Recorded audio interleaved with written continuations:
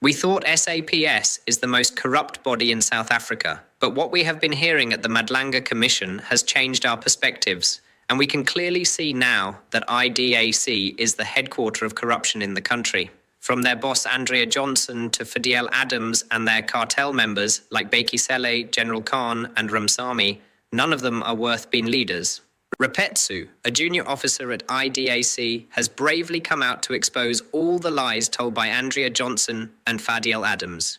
He also exposed the huge amount of money, summing up to 500,000 rands, which was stolen by Bheki Cele and backed up by Andrea Johnson, whom later, in conjunction with the former police minister, shared and lavished the secret funds of PKTT. This is beyond shocking, and honestly, it's just a tip of iceberg. Grab your popcorn, get a sit, and stay with me till the end. Imagine Lieutenant Mkhwanazi didn't expose this link of criminals. They could have looted all the taxpayers' money. If you support Mkhwanazi, and you love how the commissioners are grilling the thieves non-stop, then hit the like button, comment, we love you, and don't forget to subscribe for more updates. Dlamini, roll out the clip where Rapetsu exposed everything.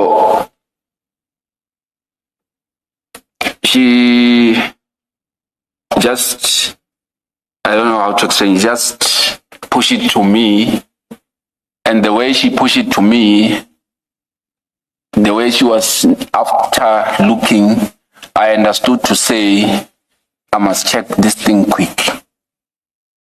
So I went through, it was about maybe 5 to 10, close to 10 pages. So I just browsed through the papers. So on the papers, I could see that there was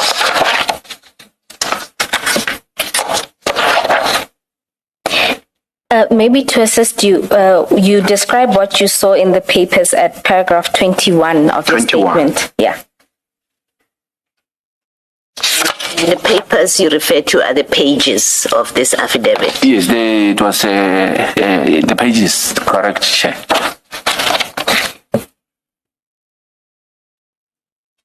Yes. What I saw, I was just browsing through as quick as I can because I understood to say I must just make it quick, and I was not supposed to be seeing this document. Okay. So the document was talking mainly about a complaint about the political killings task team. Did you not say paragraph 21? 22. Is it not? It's 22 actually. Yes. Yeah. So I just corrected you for purposes of the transcript. Yes, Chair. Thank you, Chair.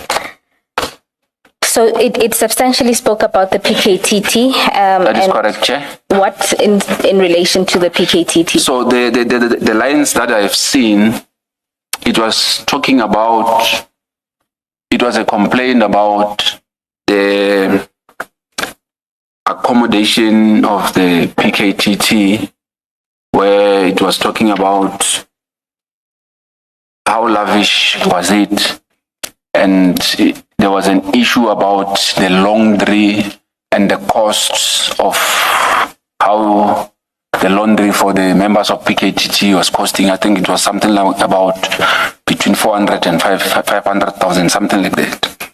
There was also an issue about luxury vehicles that were bought through the slush fund. And it was indicated. My apologies. When you say slush fund, you're talking about the Secret Service account money. That is correct, Chair. Okay. Yes, you can continue. So those vehicles were bought for the PKTT, but the allegation were that the vehicles were utilized by the former Minister of Police, Minister Cele. So the other allegation was that there were properties or hotels that were bought around KZN and Johannesburg area, the Gauteng area. So with regard to the Gauteng area, the area that was mentioned was the Midrand or Kyalami. There was also mention of Pretoria North. So those properties were said to be some lodges and hotels. Commissioners, you note that at paragraph 22, there's no mention of Pretoria North, so just to note that as an additional place. Yes, no, I just remembered that there was also something that has to do with Pretoria North. Yes. And then you also indicated that you saw information related to political killings investigations. Yes, the information that was there regarding the Politas team investigation was, it was a sort of a complaint about the cover-up of some sort on cases that were mentioned. So I remember the name of Sergeant Dumisani Dlamini, and there was also a name that I recalled after, the late Cindy Somakata's name was also there, but I didn't include it on my statement. The reason I remembered about the Dlamini is because I knew who Dlamini was, because at some stage when I was posted in KZN, he happened to be my witness. So the reason I remembered it quicker is because after I discussed this, I was explaining to Advocate Ramsamy how I knew Sergeant Dlamini. Do you remember what was said about Sergeant Dumisani Dlamini and Mr. Cindy Somakata? Chair, what I can remember is that it was sort of a complaint to say something like a cover-up or improper investigation.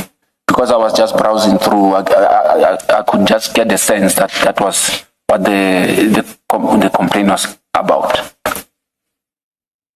The allegation, that allegation being against Sergeant Dlamini?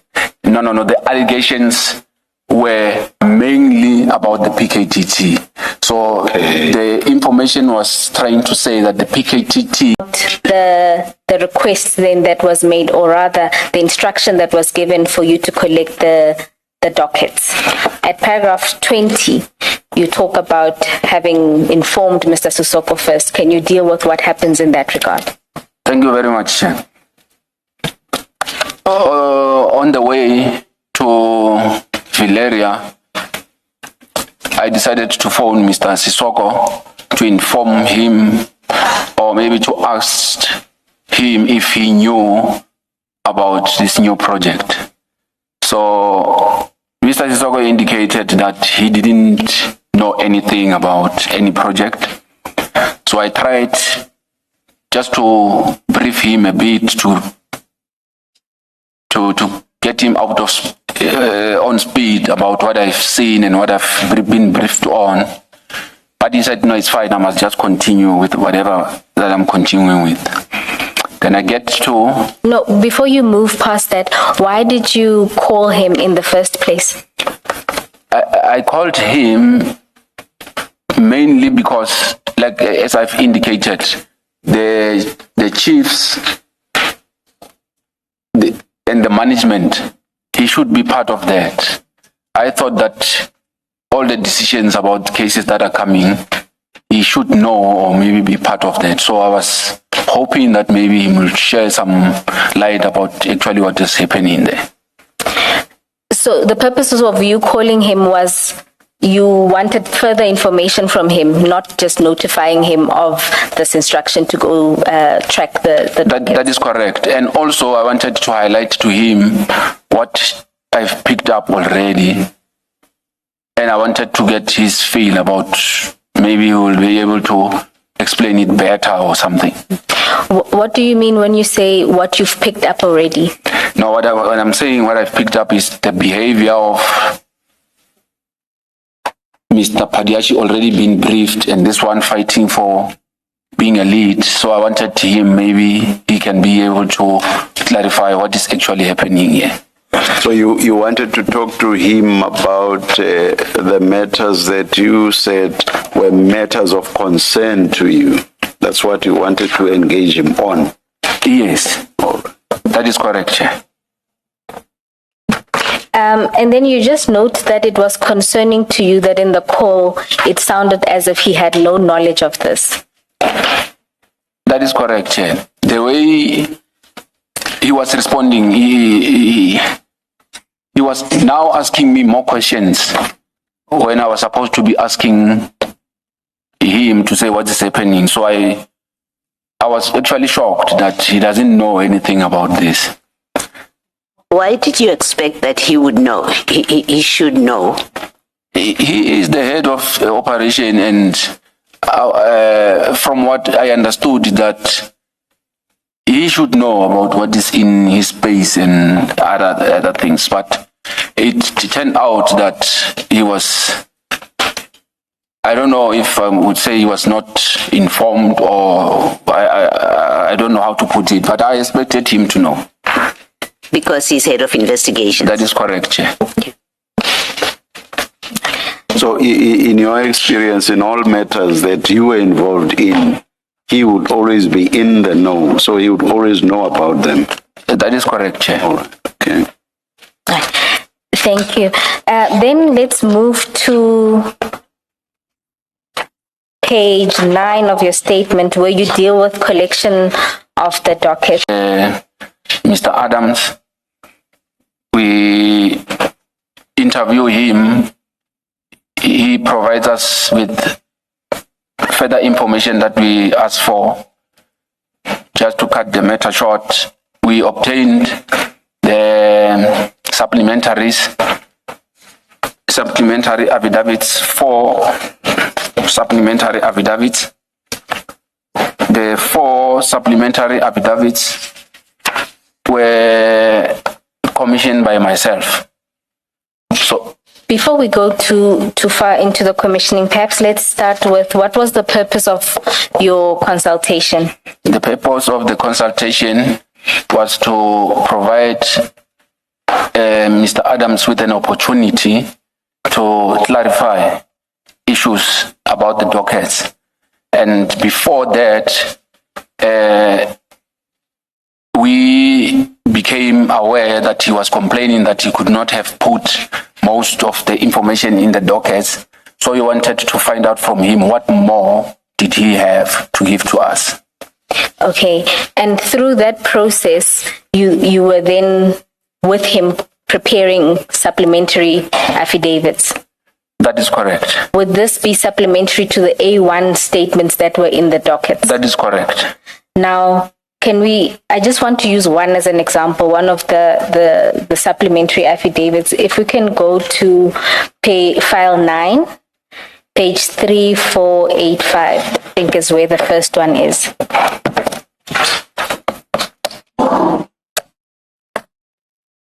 Three, 4. Oh, 3485.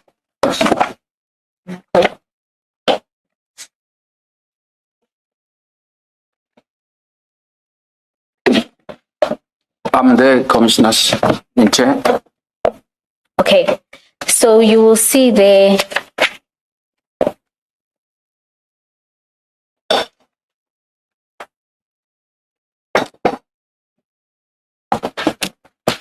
Thank you. My apologies. I look at the screen. You'll see there that, can you confirm that that is one of the supplementary affidavits you took with Mr. Adams? I confer, Chair and Commissioners. And you'll see when you look through the affidavit, it's probably like 2 pages long. That is correct. And you'll note that even in terms of detail, it's almost as thin as the A1. That is correct. Can you explain why this is in particular? Because the team went to Cape Town to obtain further particulars, and I would assume to get more information so that you bolster up the A1 that's in the dockets. That is correct, Chair. But the purpose of the exercise was not for us, for us to tell him what to tell us. We wanted to get from him what he's going to give us. So basically, he gave us the same thing that was in the A1 again. And in consultation, did you bring that to his attention that you're not telling us anything new? Yeah, if it was in a normal way, I was going to tell him that you're not giving us fuck all. But the problem now is he's an honorable member. So I couldn't have. But just to tell the truth, we went there for nothing. And then by way of documents, because that's also one of the other purposes, to obtain documents from him. Yes, the main purpose was to obtain documents from him. Not literally the main purpose to obtain the documents from him, but we were hoping that he will give us something to substantiate the allegations. So when we were busy typing his affidavit, we were hoping that when he was saying that he was explaining and that he was explaining the documents, we put it in his affidavit and marked. Put it on the statement that is when he will be attaching documents. But however, before we could finish, he indicated that he didn't have documents to give us to attach. Just for the record, an example of when you would indicate that a document would be attached. If we can look at the affidavit in relation to the forklift matter, which is at 3487. Yes, Commissioners. You will see at paragraph 3, there is an indication there that documentation in this regard is attached here too as Annexure FA1. Is that what you meant by you indicated in That is correct. That is correct. But you were not furnished with those annexures. We were not furnished with those annexures. And just to make a point also, to distort something, or they're trying to not to investigate those cases properly, something like amongst others, the Sindiso Magakameda. That is correct, Chair. And Sergeant Lamini. Sergeant Dumisani Lamini, correct, Chair. Yes. Sorry, about Sergeant Lamini, what was the allegation that he was also implicated as in this complaint, or was he presented to be a victim of the PKTT? From my reading, it looked like he was portrayed as a victim of the PKTT team. And maybe just so that we finish the topics, some of the related topics to the section 27 that you saw, you noted that at paragraph 23, that the ID gave evidence relating to the investigations that were ongoing, and she mentioned that the PKTT wasn't part of the investigation. That is correct, Chair. I was looking when I was watching when the ID was presenting at IDAC. So there was a point where she indicated that PKTT was not part of the Section 27 referral. So that is when now I started looking at it differently, because I was shocked, because the Section 27 that I saw that information was there. When you say, Were you shocked because she had misled the ad hoc committee? What exactly shocked you about what you heard or what you saw? I was shocked that the information that she was putting there was not entirely correct. Don't be diplomatic. It was true or it was false? Entirely correct means yeah, but not everything. It was true or it was false? It was false. thank you. Now, you note that you also you also watched these proceedings, is that correct? That is correct. And there you saw the ID and a section 27 that was shown in these proceedings. That is correct, Chair. Can we then go to file 2 at page 512?